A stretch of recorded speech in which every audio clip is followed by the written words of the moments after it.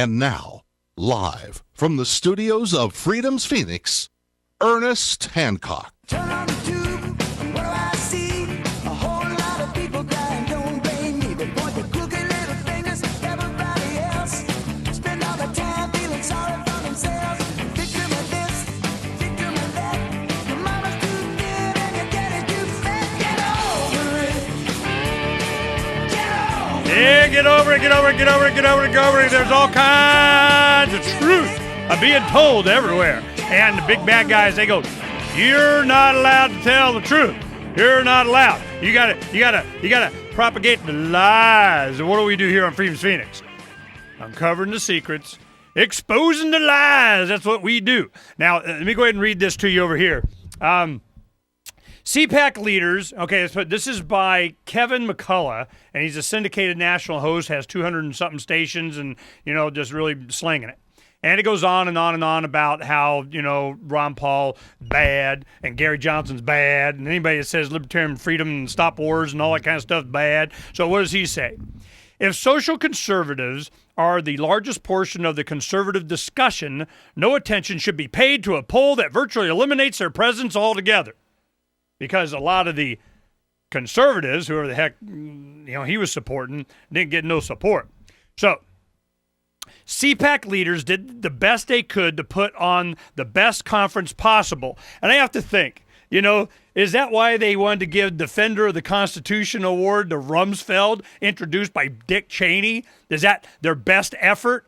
I'm just, these guys are killing me. Which is why, as soon as we heard that, I was like, why do we care what these people at CPAC say? Why do we care why do we care?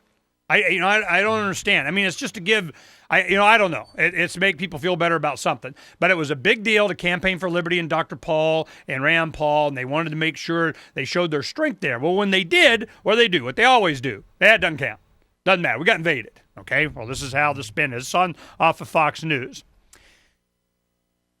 It wasn't their fault that the libertarian elements within the attendees equate free speech with animalistic expressions, whatever the heck that means, especially when visiting someone else's house.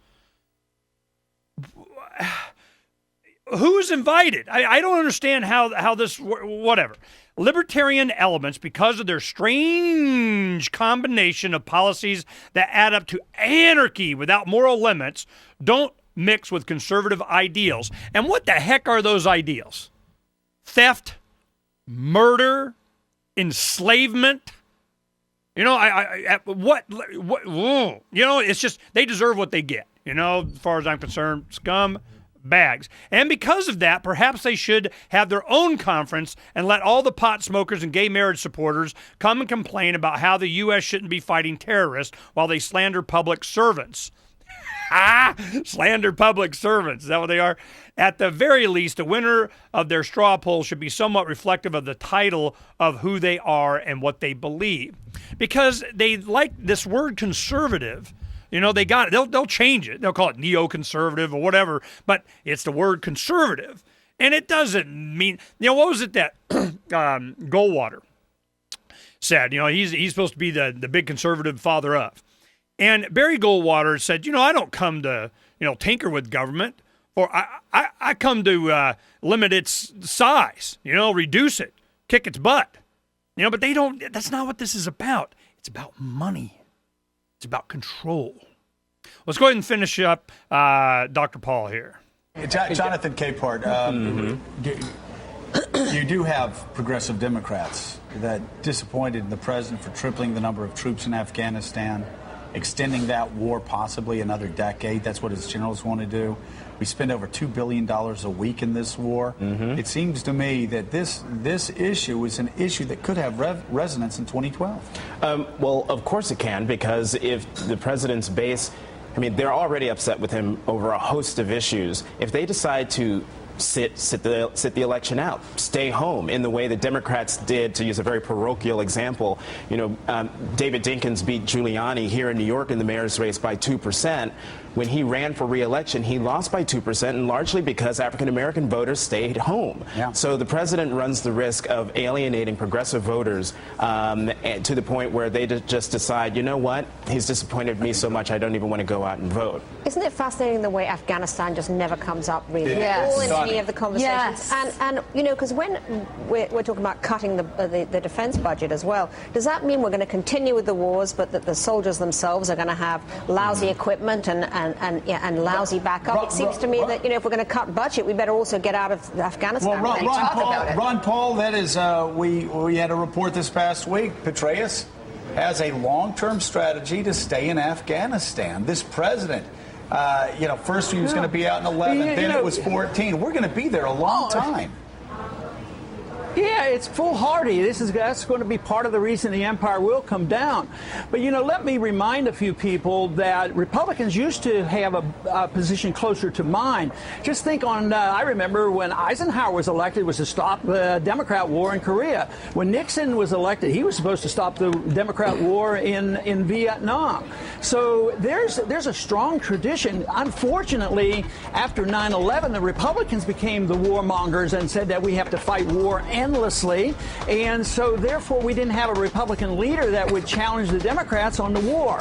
Right now you need a Republican that will challenge Obama on the war issue and on civil liberties. Here's an administration that has endorsed assassinations. He still endorses secret prisons. He loves the Patriot Act, but you need a Republican that truly believes in individual liberty, and I think they can provide a real challenge to Obama. All right, Representative Ron Paul, thank you very much. It's great to have you on the show. Thank Tina you, Ron. Brown, thank you as well. Yep. Over and we've been a lot of us that were, nose to the grindstone back in the 2008 presidential election cycle. We already know where this goes. Keep in mind, it's amazing how fast 4 years go by, because it was right now, February, that we were opening up our first Ron Paul Revolution or Lovolution workshop or whatever you want to call it. We had that set up within 3-4 weeks from the time that we found that, Ron Paul might consider creating a committee to explore the possibility of I might run. And I just go, yeah, I know where this is going. Boom! Boom! Boom! We get it done. Yeah, we got Amorphous in there booming. Now, the thing is that we knew that if we just started, allowing people to express themselves, it was going to get stupid. Well, it did. But I knew another thing.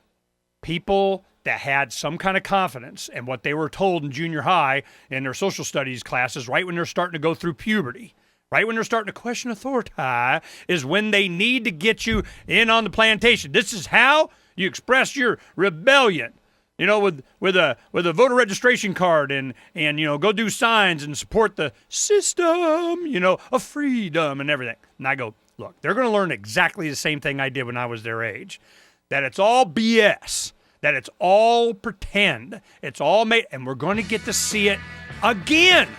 How do we take advantage of this again? Well, what if I just ignore them and we just go to the Middle East and infect an entire culture in Arabic?